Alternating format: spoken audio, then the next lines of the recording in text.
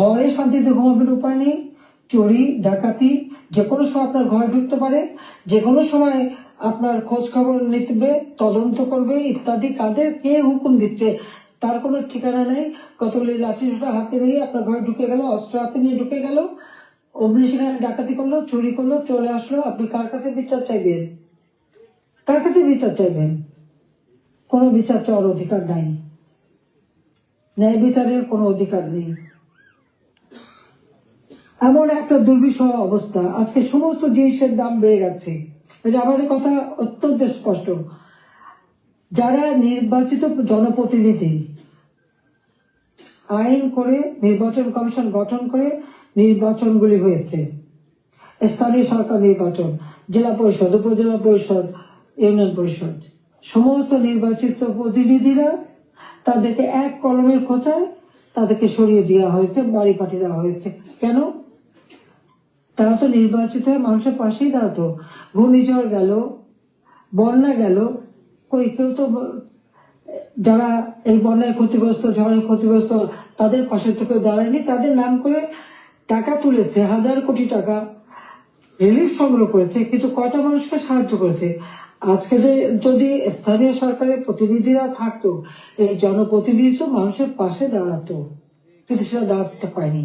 কাজে আমাদের কথা খুব স্পষ্ট, এক কলমের কোথায় জনগণের ভোটে নির্বাচিত প্রতিনিধিদের সেই বিদায় দেওয়া, এটা জনগণকে অপমান করা, ভোটারকে অপমান করা।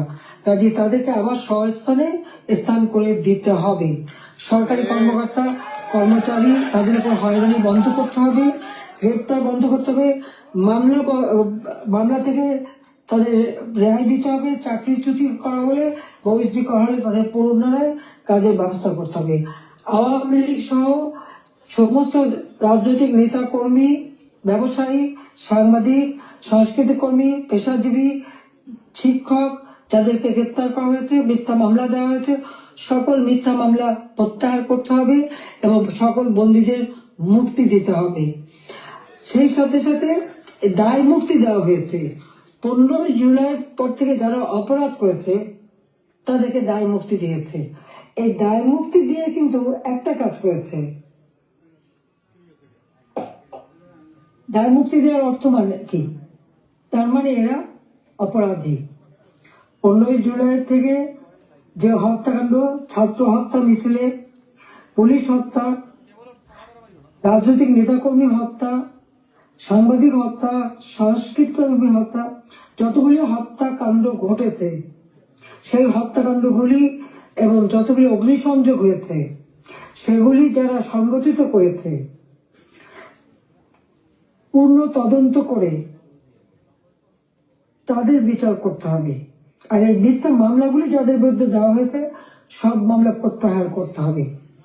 15 জুলাই থেকে 8 আগস্ট পর্যন্ত যাদের দায় মুক্তি দেওয়া হয়েছে, এই দায় মুক্তি দেওয়ার কোনো অধিকার নেই, তাদের বিচার করতে হবে। কারণ দায় মুক্তি দিয়ে আমাদের মাস্টার মাইন্ড খুনি ইউনূস সাহেব এটাই প্রমাণ করেছে যে এরা সব অপরাধী, এই সমস্ত অপরাধ তারা করেছে। একই সাথে মিছিল করেছে, ক্লোজ রেঞ্জে গুলি করা হয়েছে, মানুষ মারা হয়েছে। আবু সাঈদের হত্যাকাণ্ড, মুগ্ধর হত্যাকাণ্ড, সব হত্যাকাণ্ডের জন্য কিন্তু এই মাস্টার মাইন্ডারই দায়ী। কারণ তারাই এই হত্যাকাণ্ড ঘটিয়েছিল, কারণ লাশ ফেলেও সরকার পড়ে যাবে। হ্যাঁ, আমি যদি আরো শক্তি প্রয়োগ করতাম, অনেক লাশ পড়তো, আমি সরে আসতাম না। কিন্তু আমি তো লাশের উপরে লাশ ফেলতে চাইনি। আমি তো চাইনি মানুষ আরো জীবন দিক, কারণ আমি তো স্পষ্ট দেখতে পাচ্ছি যে পরিকল্পিতভাবে হত্যা হচ্ছে। পুলিশকে খামাখা দোষারোপ দিচ্ছে, পুলিশকে তো রাবার বুলেট ব্যবহার করেছে। হ্যাঁ, যখন পুলিশকে মেরে ঝুলানো হয়েছে তখন তারা তাদের জীবন বাঁচাতে চেষ্টা করেছে। এটা কিন্তু একটা ইউনিভার্সাল সিস্টেম, এটা বিশ্বব্যাপী আছে, তাদেরও আত্মরক্ষার সুযোগ আছে। কিন্তু যারা এইভাবে পিটিয়ে পিটিয়ে হত্যা করলো, যারা আগুন জ্বালিয়ে দিয়ে পুড়িয়ে হত্যা করলো, তাদের বিচার কেন হবে না? যারা ঘরে ঘরে যে লুটপাট করলো, আগুন দিল, এমপি হোস্টেল, সংসদ ভবন, সেগুলি যারা ভাঙচুর করেছে, প্রত্যেকটা এমপির হোস্টেলের রুম তারা লুটপাট করেছে, তালা ভেঙে ভেঙে। প্রথমে চুরি করেছে, লুটপাট করেছে ছাত্র নামদারি, তারপরে সেখান থেকে পরে পুলিশে দিয়েছে। প্রত্যেকটা বাড়ি বাড়ি যে হামলা, লুটপাট। আমাদের তো কিছুই নেই, গণভবন লুটপাট, আমি তো গণভবন ছেড়ে দিয়ে আসছি।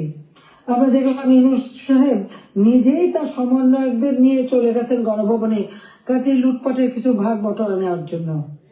সেখানেও উনিও সেই লুটপাট করেছেন। কাজে লুটেরা এখন দেশ লুট করছে। শেয়ার মার্কেটে লক্ষ কোটি টাকা পাচার হয়ে গেল, কোথায় গেল ওই টাকা? ব্যাংকগুলি এক এক করে সব বসে যাচ্ছে। কেন? অর্থনীতিকে এভাবে কেন ধ্বংস করলো? যেখানে মাথা পিছু আয় আমরা বাড়িয়েছিলাম, আমরা আজকে আন্তর্জাতিকভাবে স্বীকৃত যে বাংলাদেশ উন্নত হচ্ছে, 35তম অর্থনীতির দেশ আমাদের লক্ষ্য ছিল। আমরা প্রকৃতপক্ষে এটা 25তম আমরা করে ফেলেছিলাম। আমরা আরো উন্নত করতাম। 26 সালের মধ্যে বাংলাদেশ আরো এগিয়ে যেত। 41 সালের মধ্যে বাংলাদেশকে আমরা একটা আধুনিক স্মার্ট বাংলাদেশ গড়ে তুলব, সেই লক্ষ্য নিয়ে আমরা কাজ করছিলাম। কেন বাংলাদেশের অগ্রযাত্রা ব্যাহত করা হলো, সেই জবাব এই খুনি ইউনূস, ফ্যাসিবাদ, স্বৈরাচার, তাকে দিতে হবে। সেই জবাব তাকে দিতে হবে, তার ওই মাস্টার মাইন্ড এবং তার সমন্বয়কদের দিতে হবে, তার উপদেষ্টাদের দিতে হবে।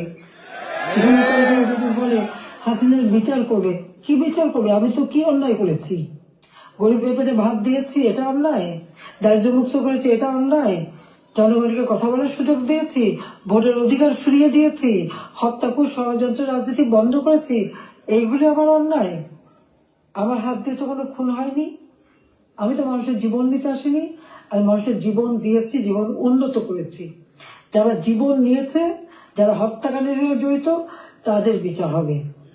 এবং সংবিধানের 7ম অনুচ্ছেদের খ অনুযায়ী কেউ যদি অবৈধভাবে ক্ষমতা দখল করে, তার বিচার হয়। জনপ্রতিনিধি আরেকজন জনপ্রতিনিধির কাছে ক্ষমতা হস্তান্তর করতে পারে। আমি তো সেই সুযোগ পাইনি। হ্যাঁ, আমি সরে এসেছিলাম যেন লাশের উপরে লাশ না পড়ে, সেই জন্য। দুর্ভাগ্যের বিষয় যে থামেনি। একদিন ইনশাআল্লাহ সেই দিন আসবে, এই খুনিদের বিচার একদিন বাংলা মাটিতে হবেই হবে। করি সেটা আমরা করব। যেমন যুদ্ধ অপরাধীদের বিচার করেছি, 15 আগস্টের হত্যাকারীদের বিচার করেছি। আমি জানি এই যুদ্ধ অপরাধীদের বিচার করেছি বলেই আমার বিরুদ্ধে মামলা, এবং আইসিটিতে ওই আন্তর্জাতিক যে ট্রাইব্যুনাল আমরা করেছিলাম যুদ্ধ অপরাধীদের বিচার করতে, আজকে সেই কোর্ট করে সেখানে আমার মামলা হবে, সেখানে আমার বিচার হবে। কেন? সেই সময় যুদ্ধ অপরাধীদের যে ডিফেন্সে ছিল, তাকেই করেছে চিফ প্রসিকিউটর এই আইসিটির। আর জামাতের একটা দল হয়েছিল এবি পার্টি, সেই পার্টির যে একজন প্রেসিডেন্ট ছিল, সে হয়ে গেছে এই আইসিটির চেয়ারম্যান। তো সেখানে ন্যায় বিচার কি করে হবে? আর এটা কিভাবে করে? এটাও তো একটা বিচারের একটা নর্মস, তাতে পড়ে না। কিন্তু গায়ের জোরে সব করবে তারা, কারণ তাদের হাতে অস্ত্র আছে, লাঠি আছে, পেটো বাহিনী আছে, সন্ত্রাস বাহিনী আছে। সেটা দিয়ে তারা এই বিচার করতে চায়, এটাই তারা করবে, এটাই তাদের লক্ষ্য। যাক, আমি অনেক সময় নিলাম, আপনারা ধৈর্য ধরে আমার বক্তব্য শুনেছেন, আমি আপনাদেরকে আন্তরিক ধন্যবাদ জানাই।